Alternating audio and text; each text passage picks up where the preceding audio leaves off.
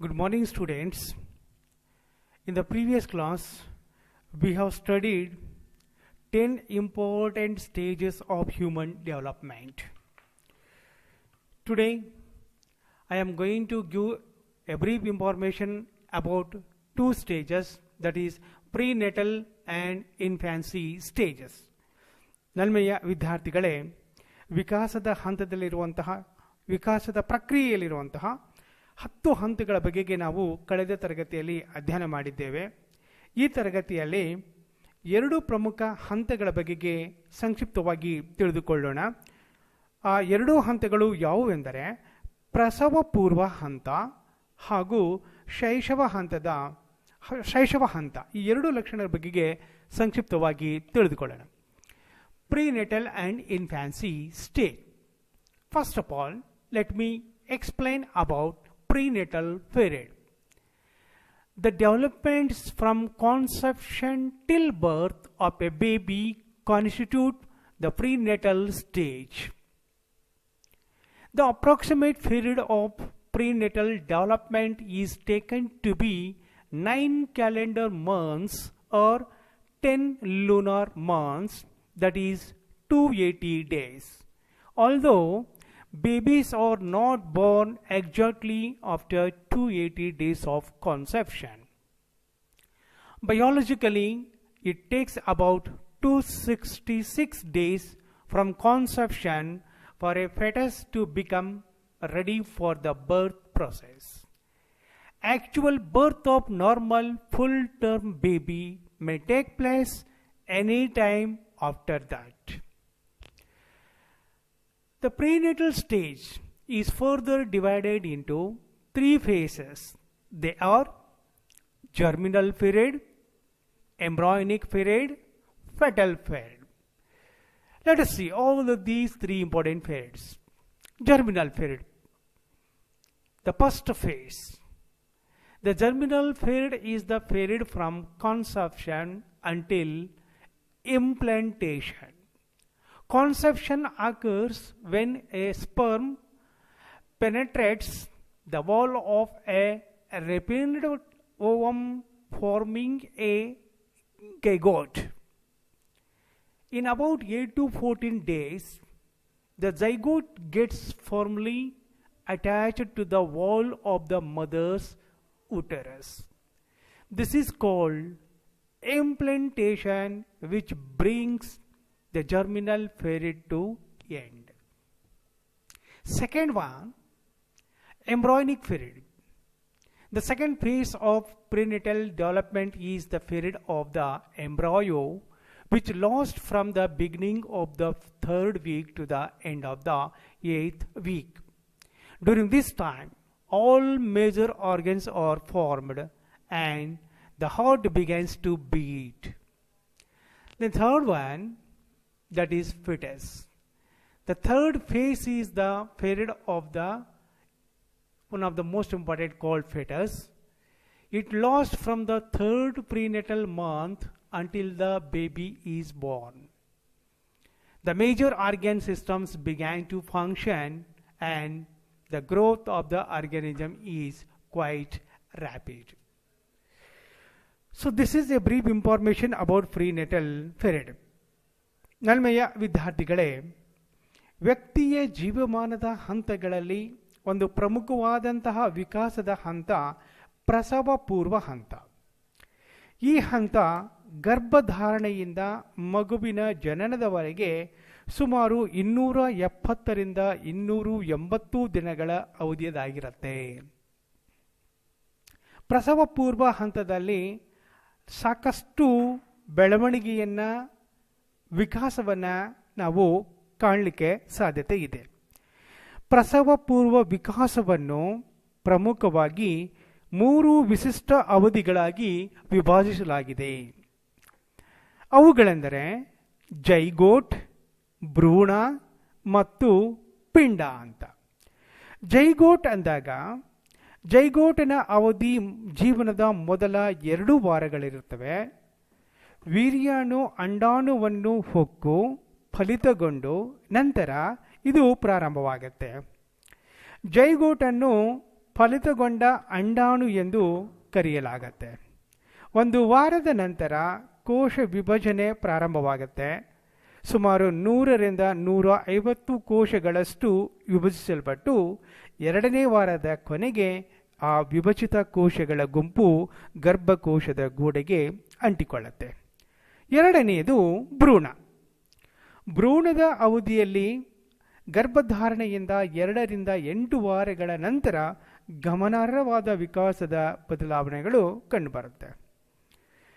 21 ದಿನಗಳಾಗುವುದರೊಳಗೆ ಇಲ್ಲಿ ಕಣ್ಣುಗಳು ಕಾಣಿಸ್ಕೊಳ್ತವೆ.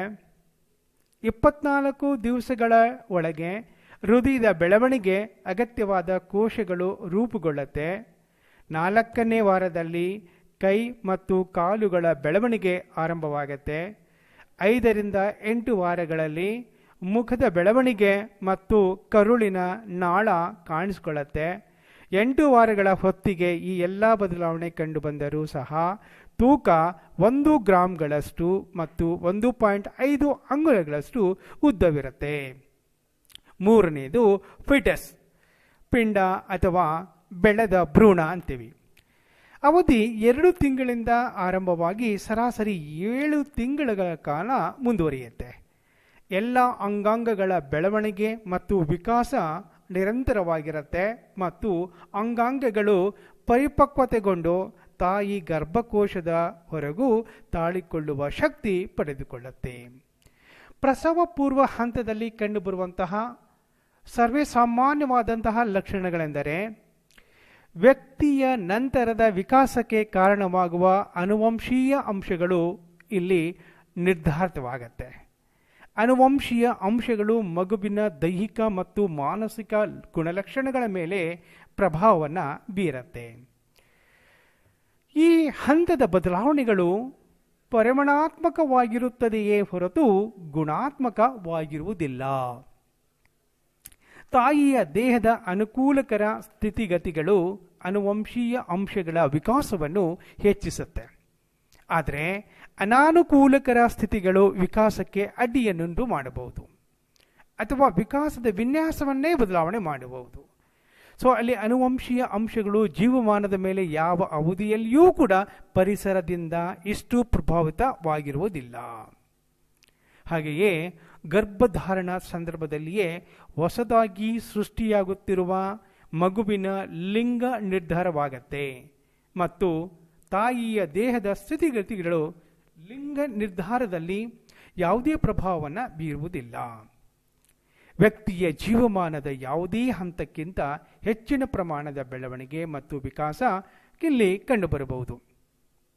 ಈ ಹಂತದಲ್ಲಿ ಮಾತ್ರ 9 ತಿಂಗಳುಗಳಲ್ಲಿ ವ್ಯಕ್ತಿಯ ಬೆಳವಣಿಗೆ ಸೂಕ್ಷ್ಮ ಜೀವಕೋಶದಿಂದ ಪ್ರಾರಂಭವಾಗಿ ಸುಮಾರು 20 ಅಂಗುಲ ಉದ್ದ ಮತ್ತು 3 ಕಿಲೋಗ್ರಾಂಗಳಷ್ಟು ತೂಕದ ಶಿಶುವಾಗಿ ರೂಪುಗೊಳ್ಳುತ್ತೆ. ಈ ಹಂತದಲ್ಲಿ ಮಗುವಿನ ತೂಕದ ಹೆಚ್ಚಳ 11 ಮಿಲಿಯನ್ ಬಾರಿ ಹೆಚ್ಚಾಗುವಂತಹ ಸಾಧ್ಯತೆ ಇರುತ್ತೆ. ವಿಕಾಸದ ವೇಗ ತುಂಬ ತೀವ್ರವಾಗಿರುತ್ತೆ. ಒಂದು ಸೂಕ್ಷ್ಮವಾದಂತಹ ಜೀವಕೋಶದಿಂದ ದೇಹದ ಎಲ್ಲ ಲಕ್ಷಣಗಳು, ಆಂತರಿಕ ಹಾಗೂ ಬಾಹ್ಯ ಲಕ್ಷಣಗಳು ವಿಕಾಸವನ್ನು ಹೊಂದುತ್ತವೆ. ಪ್ರಸವ ಪೂರ್ವ ಹಂತದಲ್ಲಿ ಕಂಡುಬರುವಂತಹ ಇನ್ನು ಪ್ರಮುಖವಾದಂತಹ ಲಕ್ಷಣಗಳೆಂದರೆ ಪ್ರಸವ ಪೂರ್ವ ಅವಧಿ ದೈಹಿಕ ಮತ್ತು ಮಾನಸಿಕ ಅಪಾಯಗಳ ಕಾಲ ಅಂತ ಹೇಳ್ತಾರೆ. ಏಕೆಂದರೆ ಈ ಹಂತದಲ್ಲಿ ಪರಿಸರದ ಅಥವಾ ಮಾನಸಿಕ ಅಪಾಯಗಳು ನಂತರದ ವಿಕಾಸದ ವಿನ್ಯಾಸದ ಮೇಲೆ ಗುರುತಿಸಬಹುದಾದಷ್ಟು ಪರಿಣಾಮವನ್ನು ಬೀರ್ತವೆ ಅಥವಾ ಕೆಲವೊಮ್ಮೆ ಬೆಳವಣಿಗೆಯೇ ಕೊನೆಗೊಳ್ಳಬಹುದು. ಪ್ರಸವ ಪೂರ್ವ ಹಂತದಲ್ಲಿ ಬೆಳೆಯುತ್ತಿರುವ ಮಗುವಿನ ಬಗ್ಗೆ ಮಹತ್ವದ ವ್ಯಕ್ತಿಗಳು ತಮ್ಮದೇ ಆದ ಮನೋಧೋರಣೆಗಳನ್ನು ಬೆಳೆಸಿಕೊಳ್ತಾರೆ. ಇವರ ಸಂವೇಗಾತ್ಮಕ ಮನೋಧೋರಣೆಗಳು ತಾಯಿಯ ಸಮತೋಲನ ಸ್ಥಿತಿಯ ಮೇಲೆ ಪ್ರಭಾವವನ್ನು ಬೀರುತ್ತೆ. ಸೊ ಇವು ತಾಯಿಯ ಆರೋಗ್ಯವನ್ನು ಕೂಡ ಹಾಳು ಮಾಡುವಂತಹ ಸಾಧ್ಯತೆ ಇರುತ್ತೆ. ಸೊ ಇವೆಲ್ಲ ಅಂಶಗಳು ಮಗುವಿನ ವಿಕಾಸದ ಮೇಲೆ ಪ್ರಭಾವವನ್ನು ಬೀರ್ತವೆ. ಸೊ ವ್ಯಕ್ತಿಯ ಜೀವಮಾನದ ಹಂತಗಳಲ್ಲಿ ಒಂದು ಪ್ರಮುಖವಾದಂತಹ ಹಂತವಾದಂತಹ ಪ್ರಸವ ಪೂರ್ವ ಹಂತದಲ್ಲಿ ಈ ಪ್ರಮುಖ ಲಕ್ಷಣಗಳನ್ನು ನಾವು ಕಾಣಬಹುದು. Now let us see the another important stage, that is infancy. ಇನ್ನೊಂದು ಪ್ರಮುಖವಾದಂತಹ ಹಂತ ಶೈಶವ ಹಂತ. What important things we can observe here? It is usually we can say that birth to 1 year is known as infancy period. The term infant is typically applied to young children under 1 year of age. Some of the physical changes what we can observe here, the most dramatic and rapid changes in growth and development happen during the first year of life. Mental changes. Infants make their needs known by crying. Then they cannot speak yet, but are able to understand some words by 6 months old. By 1 year, they understand many words and use single words in their vocabulary. Then, during this particular stage, they may have some needs. Say, infants are dependent on others for all their needs. They are almost all depending upon mother or the parents in order to fulfill their basic needs. Love and security are essential for emotional and social growth. Stimulation is essential for mental growth. These are the basic nature or the characteristics that we can see in infancy stage. Along with these, there are certain other characteristics usually we can observe during the infancy.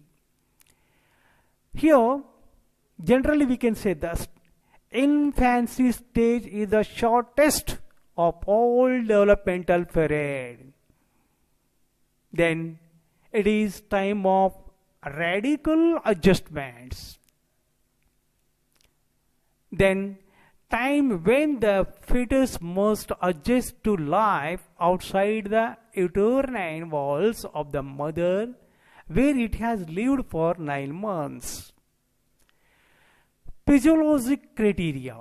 When infant has regained the weight lost after birth. Psychological criteria. When infant begins to show signs of developmental progress in behavior. Physically, difficulties making radical adjustment to new environment. Psychologically, time when attitudes of significant people toward infant are crystallized. So these are the important characteristics usually we can observe during the infancy stage. ವಿದ್ಯಾರ್ಥಿಗಳೇ, infancy stage ಏನು ಶೈಶವ ಹಂತ ಅಂತ ಹೇಳ್ತೀವಿ. ಶೈಶವ ಹಂತದಲ್ಲಿ ಹಲವಾರು ಬದಲಾವಣೆಗಳನ್ನು ನಾವಿಲ್ಲಿ ಗಮನಿಸಬಹುದು. ಸೊ ಇದರಲ್ಲಿ ಕಂಡುಬರುವಂತಹ ಪ್ರಮುಖ ಲಕ್ಷಣಗಳನ್ನು ನಾವು ನೋಡುವುದಾದರೆ, ವಿಕಾಸದ ಎಲ್ಲ ಹಂತಗಳಲ್ಲಿ ಅತ್ಯಂತ ಚಿಕ್ಕ ಅವಧಿಯ ಹಂತ ಶೈಶವ ಹಂತ. ಮಗು ಹುಟ್ಟಿದಾಗ ಆರಂಭವಾಗುವ ಶೈಶವ ಸುಮಾರು 2 ವಾರಗಳವರೆಗೆ ಮುಂದುವರಿಯುತ್ತೆ. ಶಾರೀರಿಕವಾಗಿ ಹುಟ್ಟಿದ ಶಿಶು ಕಳೆದುಕೊಂಡ ತೂಕವನ್ನು ಮತ್ತೆ ಗಳಿಸಿಕೊಳ್ಳುವಂತಹ ಒಂದು ಅವಧಿ. ಮಾನಸಿಕವಾಗಿ ಶಿಶು ವಿಕಾಸದ ಪ್ರಗತಿಯ ವರ್ತನೆಯನ್ನು ತೋರುವಂತಹ ಕಾಲವಿದು. ಹಾಗೆಯೇ ಶೈಶವಾವಸ್ಥೆ ಮೂಲಭೂತ ಲಕ್ಷಣಗಳಲ್ಲಿ ಹೊಂದಾಣಿಕೆ ಮಾಡಿಕೊಳ್ಳುವಂತಹ ಒಂದು ಕಾಲ ಇದು. ಶಿಶು ಆಂತರಿಕ ಪರಿಸರದಿಂದ ಬಾಹ್ಯ ಪರಿಸರಕ್ಕೆ ಹೊಂದಾಣಿ ಮಾಡಿಕೊಳ್ಳುತ್ತದೆ.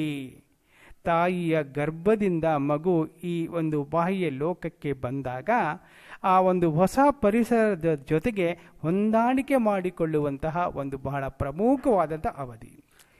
ನವಜಾತ ಶಿಶು ಬಾಹ್ಯ ಪರಿಸರದ ಉಷ್ಣತೆಯಲ್ಲಿನ ಬದಲಾವಣೆಗೆ, ಸ್ವತಂತ್ರ ಉಸಿರಾಟಕ್ಕೆ, ಆಹಾರವನ್ನು ಹೀರಲು ಮತ್ತು ನುಂಗಲು, ಮಲ ಮೂತ್ರ ವಿಸರ್ಜನೆಗೆ ಹೊಂದಾಣಿಕೆ ಮಾಡಿಕೊಳ್ಳಬೇಕಾಗತ್ತೆ. ಇನ್ನು ಪ್ರಮುಖವಾದಂತಹ ಲಕ್ಷಣ ಶೈಶವ ವಿಕಾಸದ ನಿಲುಗಡೆ ಅಥವಾ ಸ್ಥಗಿತತೆಯ ಹಂತ. ಅಂದರೆ ಪ್ರಸವ ಪೂರ್ವ ಹಂತದಲ್ಲಿನ ತೀವ್ರಗತಿಯ ಬೆಳವಣಿಗೆ ಮತ್ತು ವಿಕಾಸ ಮಗುವಿನ ಜನನದ ನಂತರ ನಿಂತು ಹೋಗುತ್ತೆ. ಕೆಲವೊಮ್ಮೆ ಹಿನ್ನಡೆಯೂ ಸಹ ಕಂಡುಬರಬಹುದು. ತೂಕ ಕಡಿಮೆಯಾಗಬಹುದು ಮತ್ತು ಬಲಹೀನತೆ ಕಂಡುಬರುವಂತಹ ಸಾಧ್ಯತೆ ಇರುತ್ತೆ. ಈ ಹಿನ್ನಡೆ ಕೆಲವು ದಿನಗಳಿಂದ ಒಂದು ವಾರದವರೆಗೆ ಮುಂದುವರಿಯಬಹುದು. ತದನಂತರ ಶಿಶು ಚೇತರಿಸಿಕೊಳ್ಳಲು ಪ್ರಾರಂಭಿಸುತ್ತದೆ. ಈ ಹಂತದ ಕೊನೆಯ ಹೊತ್ತಿಗೆ ಶಿಶುವಿನ ಬೆಳವಣಿಗೆ ಹುಟ್ಟಿದಾಗ ಮಗುವಿದ್ದ ಹಂತಕ್ಕೆ ಬರುತ್ತೆ. ಬೆಳವಣಿಗೆ ಮತ್ತು ವಿಕಾಸದಲ್ಲಿನ ಈ ನಿಲುಗಡೆಗೆ ಕಾರಣ ಶಿಶು ಜನನದ ನಂತರ ಹೊರಗಿನ ವಾತಾವರಣಕ್ಕೆ ಮಾಡಿಕೊಳ್ಳಬೇಕಾಗಿರುವಂತಹ ಆರಂಭಿಕ ಹೊಂದಾಣಿಕೆಗಳು. ಹೊರಗಿನ ಪರಿಸರಕ್ಕೆ ಹೊಂದಾಣಿಕೆಯಾದ ನಂತರ ಮಗುವಿನ ಬೆಳವಣಿಗೆ ಮತ್ತು ವಿಕಾಸ ಮತ್ತೆ ಪ್ರಾರಂಭವಾಗತ್ತೆ. ಶೈಶವಾವಸ್ಥೆಯಲ್ಲಿ ಕಂಡುಬರುವ ಈ ಸ್ಥಗಿತತೆ ಸಾಮಾನ್ಯವಾದುದು. ಮೊದಲನೇ ಮಗು ಪಡೆದ ಪೋಷಕರು ಕೆಲವೊಮ್ಮೆ ಆತಂಕಕ್ಕೆ ಒಳಗಾಗುವಂತಹ ಸಾಧ್ಯತೆ ಇರುತ್ತೆ. ಆದ್ದರಿಂದ ಇದು ಒಂದು ಮಾನಸಿಕವಾದಂತಹ ತೊಂದರೆ ಎನಿಸಿದರೂ ಕೂಡ ಇದು ಕೇವಲ ದೈಹಿಕ ತೊಂದರೆಯಾಗಿರುತ್ತೆ. ಶೈಶವಾವಸ್ಥೆ ನಂತರದ ವಿಕಾಸದ ಮುನ್ನೋಟವನ್ನು ನೀಡುತ್ತೆ. ಶಿಶು ಜನಿಸಿದಾಗ ಕಾಣುವ ವಿಕಾಸವನ್ನು ಆಧರಿಸಿ ನಂತರದ ವಿಕಾಸವನ್ನು ನಿಖರವಾಗಿ ಊಹಿಸಲು ಸಾಧ್ಯವಾಗುವುದಿಲ್ಲ. ಆದರೂ ಸಹ ನವಜಾತ ಶಿಶುವಿನ ವಿಕಾಸ ನಂತರದ ವಿಕಾಸಕ್ಕೆ ಸುಳಿವನ್ನು ನೀಡುತ್ತೆ. ಬೆಲ್ ಮತ್ತು ಇನ್ನಿತರರು ಹೇಳಿರುವಂತೆ ನವಜಾತ ಶಿಶುವಿನ ವರ್ತನೆ ಒಂದು ಪುಸ್ತಕದ ಮುನ್ನುಡಿ ಇದ್ದಂತೆ, ಬದಲಾಗಿ ಅದರ ವಿಷಯಗಳ ಪರಿವಿಡಿಯಲ್ಲ. ಮುನ್ನುಡಿಯಲ್ಲಿ ಪುಸ್ತಕದ ಸ್ವರೂಪದ ಬಗ್ಗೆ ಹಲವಾರು ಸುಳಿವುಗಳನ್ನು ಮಾತ್ರ ಕಾಣ್ತೇವೆ, ಆದರೆ ಇವು ಸಂಕೇತಗಳ ರೂಪದಲ್ಲಿ ಇರುತ್ತೆ. ಹಾಗೆಯೇ ಮಗುವಿನ ವಿಕಾಸದಲ್ಲಿಯೂ ಕೂಡ ಅದನ್ನು ನಾವು ಗಮನಿಸಬೇಕಾಗತ್ತೆ. ಕೊನೆಯದಾಗಿ ಶೈಶವ ದೈಹಿಕವಾಗಿ ಮತ್ತು ಮಾನಸಿಕವಾಗಿ ಅಪಾಯಕಾರಿ ಹಂತ ಅಂತ ಹೇಳ್ತಾರೆ. ಇಲ್ಲಿ ದೈಹಿಕವಾಗಿ ಇದು ಅಪಾಯಕಾರಿ ಹಂತ, ಏಕೆಂದರೆ ಹೊಸ ಪರಿಸರದಲ್ಲಿ ಮಗು ಅಗತ್ಯವಾದ ಹೊಂದಾಣಿಕೆಗಳನ್ನು ಮಾಡಿಕೊಳ್ಳುವಲ್ಲಿ ತೊಂದರೆಗಳನ್ನು ಎದುರಿಸಬೇಕಾಗತ್ತೆ. ಈ ಹಂತದಲ್ಲಿ ಹೆಚ್ಚಿನ ಶಿಶುವಿಗೆ ಸಮಸ್ಯೆಗಳು ಕಂಡುಬರುವಂತಹ ಸಾಧ್ಯತೆ ಇರುತ್ತೆ. ಮಾನಸಿಕವಾಗಿ ಇದು ಅಪಾಯಕಾರಿ, ಏಕೆಂದರೆ ಈ ಸಮಯದಲ್ಲಿ ಮಹತ್ವದ ವ್ಯಕ್ತಿಗಳ ಮನೋಧೋರಣೆಗಳು ರೂಪುಗೊಳ್ಳುತ್ತೆ. ಪ್ರಸವ ಪೂರ್ವ ಹಂತದಲ್ಲಿ ರೂಪಿತವಾದ ಮನೋಧೋರಣೆಗಳು ಮಗುವಿನ ಜನನದ ನಂತರ ಬದಲಾಗತ್ತೆ. ಆದರೆ ಕೆಲವು ಧೋರಣೆಗಳು ಬದಲಾವಣೆಯಾಗುವುದಿಲ್ಲ ಅಥವಾ ಅವು ಹೆಚ್ಚು ಬಲಗೊಳ್ಳುವ ಸಾಧ್ಯತೆಯೂ ಕೂಡ ಇರುತ್ತೆ. ಇದು ಮಗು ಮತ್ತು ಪೋಷಕರ ಹೊಂದಾಣಿಕೆ ಮೇಲೆ ಅವಲಂಬಿತವಾಗಿರುತ್ತೆ. ಸೊ ಇದು ಪ್ರಸವ ಪೂರ್ವ ಹಂತದಲ್ಲಿ ಕಂಡುಬರುವಂತಹ ಸಾಮಾನ್ಯವಾದಂತಹ ಲಕ್ಷಣಗಳು.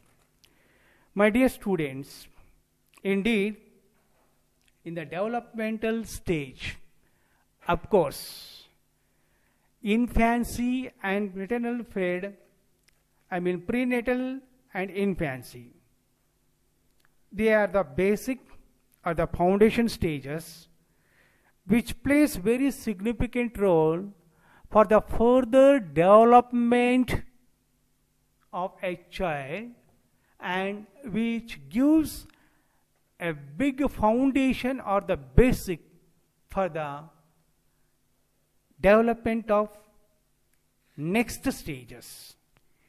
ಜೀವನ ಅವಧಿಯಲ್ಲಿ ಎಲ್ಲ ಹಂತಗಳಲ್ಲಿಯೂ ಕೂಡ ಹಲವಾರು ಬದಲಾವಣೆಗಳನ್ನು ಕಾಣ್ತೀವಿ. ಆದರೆ ಈ ಪ್ರಸವ ಪೂರ್ವ ಹಂತ ಮತ್ತು ಶೈಶವ ಹಂತ ಈ ವಿಕಾಸದ ಪ್ರಕ್ರಿಯೆಯಲ್ಲಿ ಒಂದು ಬುನಾದಿ ಅಂತ ನಾವು ಹೇಳಬಹುದು.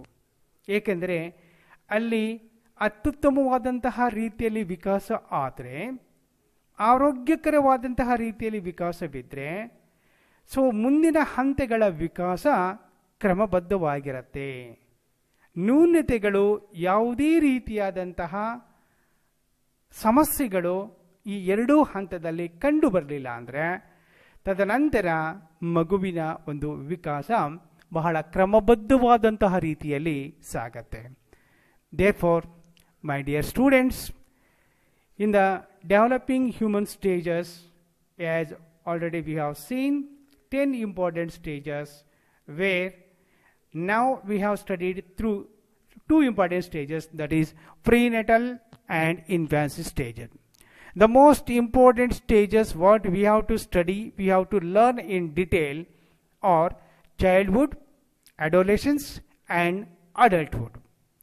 So all these three stages also very, very important in the developing human stages. So lifespan divided into a number of stages. This division of lifespan into discrete phases is for convenience rather than a logical procedure, because development is a continuous process, as we know. Everyone passes through the series of developmental stages at different rates and at slightly different ages. The development speed may not be same from one individual to another individual. It is vary from one person to other person. At each stage, there are problems, maybe, that must be solved before the individual advances to the next stage. Failure to do so results in immaturity and adjustment problems. There are several variations in the division of lifespan, and usually, as we have seen here, 10 stages in the life of an individual. So here we are very much interested to know about all the stages. So here, as already we have little bit seen the information about prenatal period and infancy. Prenatal period, conception to birth, and infancy, birth to the end of second week. Every stage, there may be some changes. We can see some qualities. ಪ್ರತಿಯೊಂದು ಹಂತದಲ್ಲಿಯೂ ಕೂಡ ಹಲವಾರು ಬದಲಾವಣೆಗಳನ್ನು ನಾವು ಕಾಣ್ತೀವಿ. ಇಲ್ಲಿ ನಾವು ಪ್ರಮುಖವಾಗಿ ಗಮನಿಸಬೇಕಾದಂತಹ ಅಂಶ ಏನಪ್ಪಾ ಅಂದ್ರೆ, ಪ್ರತಿಯೊಬ್ಬ ವ್ಯಕ್ತಿಯ ಜೀವನ ಅವಧಿಯಲ್ಲಿ ಈ ಹಲವಾರು ಹಂತಗಳನ್ನು ಏನು ವಿಂಗಡಣೆ ಮಾಡಿದ್ದಾರೆ, ಅಧ್ಯಯನದ ಅನುಕೂಲಕ್ಕಾಗಿಯೇ ವಿನಃ ಅದನ್ನು ತರ್ಕಬದ್ಧವಾದಂತಹ ಒಂದು ರೀತಿಯಲ್ಲಿ ಮಾಡಿದು ಅಲ್ಲ. ಇಲ್ಲಿ ವಿಕಾಸ ಎನ್ನುವುದು ನಮ್ಮ ಜೀವನದ ಪರ್ಯಂತರವಾಗಿ ನಿರಂತರವಾಗಿ ನಡೆಯುವಂತಹ ಒಂದು ಪ್ರಕ್ರಿಯೆ. ಪ್ರತಿಯೊಬ್ಬರೂ ಕೂಡ ವಿಕಾಸದ ಈ ಸರಣೀಕೃತ ಹಂತಗಳ ಮೂಲಕ ವಿವಿಧ ವಯೋಮಾನಗಳಲ್ಲಿ ವಿವಿಧ ವೇಗಗಳಲ್ಲಿ ಸಾಗುವುದು ನಮಗೆಲ್ಲರಿಗೂ ಕೂಡ ತಿಳಿದಿರುವಂತಹ ವಿಷಯ. ಏಕೆಂದ್ರೆ ವಿಕಾಸದ ವೇಗ ಎಲ್ಲ ವ್ಯಕ್ತಿಗಳಲ್ಲಿ ಒಂದೇ ರೀತಿಯಾಗಿರುವುದಿಲ್ಲ, ಅದು ವ್ಯಕ್ತಿಯಿಂದ ವ್ಯಕ್ತಿಗೆ ಭಿನ್ನವಾಗಿರುತ್ತೆ. ಅಂದರೆ ಕೆಲವು ಮಕ್ಕಳು ವೇಗವಾದಂತಹ ರೀತಿಯಲ್ಲಿ ವಿಕಾಸವನ್ನ ಕಂಡುಕೊಂಡ್ರೆ, ಕೆಲವರು ನಿಧಾನವಾದಂತಹ ರೀತಿಯಲ್ಲಿ ವಿಕಾಸ ಮತ್ತು ಬೆಳವಣಿಗೆಯನ್ನ ಕಂಡುಕೊಳ್ತಾರೆ. ಇಲ್ಲಿ ಪ್ರತಿಯೊಂದು ಹಂತಕ್ಕೆ ಸಾಗುವ ಮೊದಲು ಆ ಹಂತದ ಸಮಸ್ಯೆಗಳು ಏನು ಉದ್ಭವ ಆಗತ್ತೆ ಅವುಗಳನ್ನ ಬಗೆಹರಿಸಿಕೊಳ್ಳಬೇಕಾಗತ್ತೆ. ಈ ಸಮಸ್ಯೆಗಳನ್ನ ಬಿಡಿಸಿಕೊಳ್ಳುವಲ್ಲಿ ವಿಫಲರಾದರೆ ಏನಾಗಬಹುದು? ಅದು ಅಪರಿಪಕ್ವತೆಗೆ ಕಾರಣ ಆಗತ್ತೆ, ಅಥವಾ ಮಗು ಹೊಂದಾಣಿಕೆಯ ಸಮಸ್ಯೆಗಳಿಗೆ ಕಾರಣ ಆಗಬಹುದು. ಸೊ ಜೀವನಾವಧಿಯ ಹಂತಗಳಲ್ಲಿ ಈ ವಿವಿಧ ಮನೋವಿಜ್ಞಾನಿಗಳು ಅನೇಕ ಹಲವಾರು ವ್ಯತ್ಯಾಸಗಳನ್ನ ಅವರು ಮನಗಂಡಿದ್ದಾರೆ. ಸೊ ಈಗಾಗಲೇ ಎಲಿಜಬೆತ್ ಬಿ ಹರ್ಲಾಕ್ 1968ರಲ್ಲಿ ಏನು ಸೂಚಿಸಿದ್ದಾರೆ, ಈ 10 ಹಂತಗಳು ಪ್ರತಿಯೊಂದು ಹಂತಗಳಲ್ಲಿ ಕೂಡ ಹಲವಾರು ರೀತಿಯಾದಂತಹ ಒಂದು ಬೆಳವಣಿಗೆಯನ್ನ ವಿಕಾಸವನ್ನ ಕಂಡುಕೊಳ್ಳಲಿಕ್ಕೆ ಸಾಧ್ಯವಾಗತ್ತೆ. ಸೊ ಅದರಲ್ಲಿಯೂ ಕೂಡ ಪ್ರಸವ ಪೂರ್ವ ಹಂತ, ಗರ್ಭಧಾರಣೆಯಿಂದ ಜನನದವರೆಗೆ, ಹಾಗೆ ಶೈಶವ ಹಂತ ಅಂತ ಜನನದಿಂದ 2 ವಾರಗಳವರೆಗೆ. ಇಲ್ಲಿ ಪ್ರಮುಖವಾಗಿ ಈ ಚರ್ಚೆ ಮಾಡಿದಂತಹ ಎಲ್ಲಾ ಬದಲಾವಣೆಗಳನ್ನು ನಾವಿಲ್ಲಿ ಗಮನಿಸಬಹುದು. ಇಲ್ಲಿ ಪ್ರಸವ ಪೂರ್ವ ವಿಕಾಸವನ್ನ ಪ್ರಮುಖವಾಗಿ 3 ವಿಶಿಷ್ಟ ಅವಧಿಗಳಾಗಿ ವಿಭಜನೆ ಮಾಡಲಾಗಿದೆ. The prenatal period is divided into 3 stages, 3 periods you can say, and they are zygote, then another one is fetus, then ಭ್ರೂಣಾಂತ. ಇಲ್ಲಿ ಜೈಗೋಟ್, ಭ್ರೂಣ ಮತ್ತು ಪಿಂಡ ಅಥವಾ ಫೀಟಸ್ ಈ 3 ಅವಧಿಯಲ್ಲಿ ಅವುಗಳನ್ನು ವಿಂಗಡಣೆ ಮಾಡಲಾಗುತ್ತೆ. ಜೈಗೋಟ್ ಅನ್ನೋ ಅವಧಿ ಜೀವನದ ಮೊದಲ 2 ವಾರಗಳಾಗಿರುತ್ತೆ.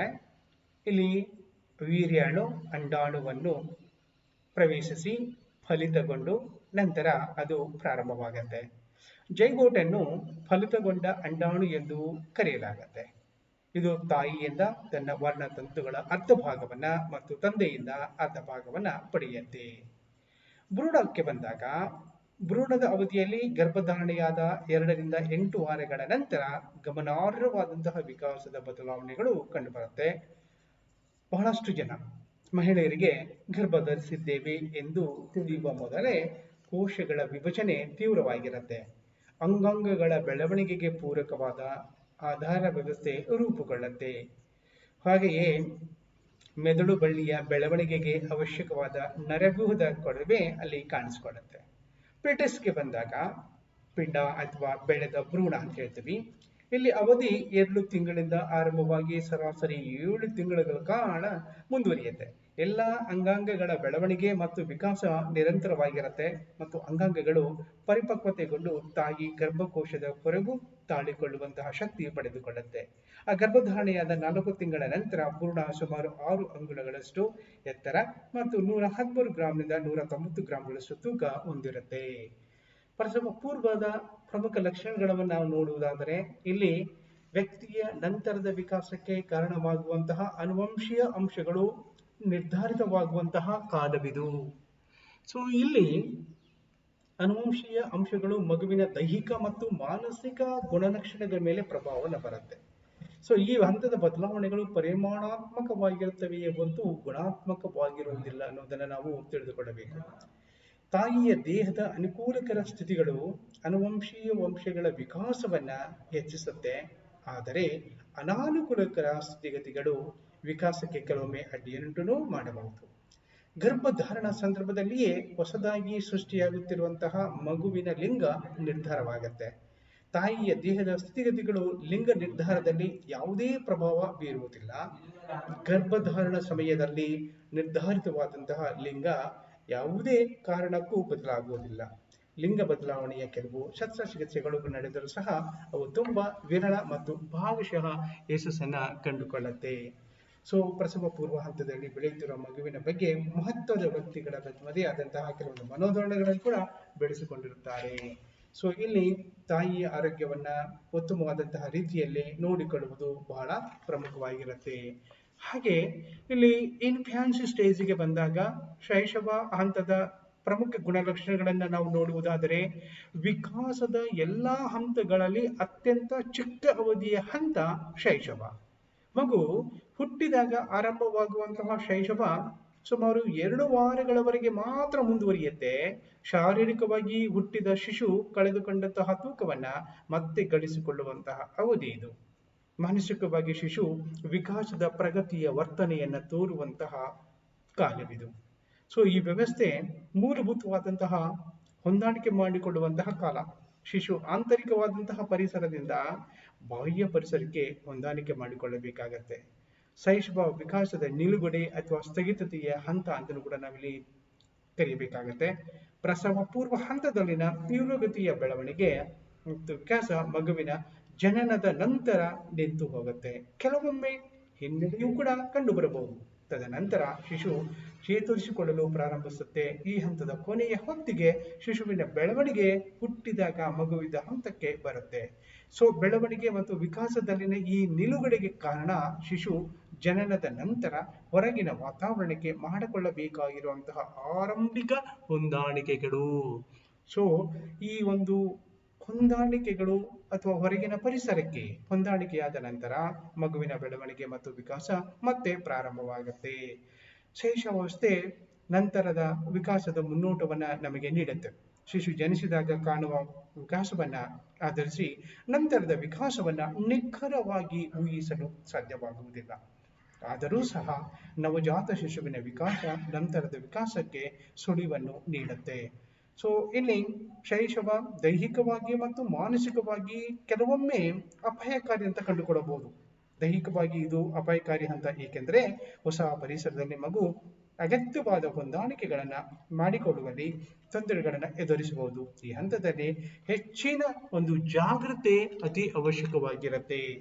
ಸೊ ಮಾನಸಿಕವಾಗಿ ಮತ್ತು ದೈಹಿಕವಾಗಿ ಮಗು ಕ್ರಮಬದ್ಧವಾದಂತಹ ರೀತಿಯಲ್ಲಿ ಬೆಳವಣಿಗೆ ಆಗಬೇಕಾದರೆ ಅಲ್ಲಿ ತುಂಬ ಜಾಗೃತಿಯ ಅವಶ್ಯಕತೆ ಇರುವುದನ್ನು ನಾವು ಮನೆಗಾಣಬೇಕಾಗುತ್ತೆ. ಸೊ ಇಲ್ಲಿ ಕೆಲವರು ಹೇಳಿರುವಂತೆ ನವಜಾತ ಶಿಶುವಿನ ವರ್ತನೆ ಒಂದು ಪುಸ್ತಕದ ಮುನ್ನುಡಿ ಇದ್ದಂತೆ ಹೊರತು ಅದರ ವಿಷಯಗಳ ಪರಿವಿಡಿಯಲ್ಲ. ಮುನ್ನುಡಿಯಲ್ಲಿ ಪುಸ್ತಕದ ಸ್ವರೂಪದ ಬಗ್ಗೆ ಹಲವಾರು ಸುಳಿವುಗಳನ್ನು ನಾವು ಕಾಣ್ತೀವಿ. ಅದೇ ಪ್ರಕಾರವಾಗಿ ಮಗುವಿನ ಒಂದು ಪ್ರಮುಖವಾದಂತಹ ಗುಣಲಕ್ಷಣಗಳನ್ನು ಆ ಹಂತದಲ್ಲಿ ಕಂಡುಕೊಳ್ಳಲಿಕ್ಕೆ ಸಾಧ್ಯವಾಗುತ್ತೆ. ಸೊ ಈ ಪ್ರಕಾರವಾಗಿ ಈ ಎರಡು ಹಂತಗಳು ಅಂದರೆ ಪ್ರಸವ ಪೂರ್ವ ಹಂತ ಮತ್ತು ಶೈಶವ ಹಂತ ವಿಕಾಸ ಮತ್ತು ಬೆಳವಣಿಗೆಯಲ್ಲಿ ಬಹಳ ಪ್ರಮುಖವಾದಂತಹ ಪಾತ್ರವನ್ನು ಪಡೆಯುತ್ತೆ. ಸೊ ಈ ಹಂತದಲ್ಲಿ ತಾಯಿ ಮತ್ತು ಮಗುವಿನ ಒಂದು ಆರೈಕೆ ಬಹಳ ಪ್ರಮುಖವಾದದ್ದು. ಅತ್ಯುತ್ತಮವಾದಂತಹ ಆರೈಕೆ ಇದ್ದರೆ ಅದು ಅತ್ಯುತ್ತಮವಾದಂತಹ ರೀತಿಯಲ್ಲಿ ಬೆಳವಣಿಗೆ ಮತ್ತು ವಿಕಾಸ ಕಂಡುಬರುತ್ತೆ. Therefore, lot of caring is required at this stage, especially the prenatal period as well as the earlier period, which plays very important role in human being. In the process of development, it is very important to take lot of care. Thank you.